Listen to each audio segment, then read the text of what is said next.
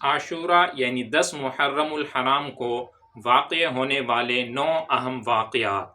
Number 1، عاشورہ یعنی 10 محرم الحرام کو حضرت نوح علیہ السلام کی کشتی کوہ جودی پر ٹھہری۔ نمبر 2، اسی دن حضرت آدم علیہ السلام کی توبہ قبول ہوئی۔ نمبر 3، اسی دن حضرت یونس علیہ السلام کی توبہ قبول ہوئی۔ نمبر 4، اسی دن حضرت ابراہیم علیہ السلام پیدا ہوئے۔ نمبر 5، اسی دن حضرت عیسیٰ علیہ السلام پیدا ہوئے۔ نمبر 6، اسی دن حضرت موسیٰ علیہ السلام اور ان کی قوم کو نجات ملی اور فرعون اپنی قوم سمیت غرق ہوا۔ نمبر 7، اسی دن حضرت یوسف علیہ السلام کو قید خانے سے رہائی ملی۔ نمبر 8، اسی دن حضرت یونس علیہ السلام مچھلی کے پیٹ سے نکالے گئے۔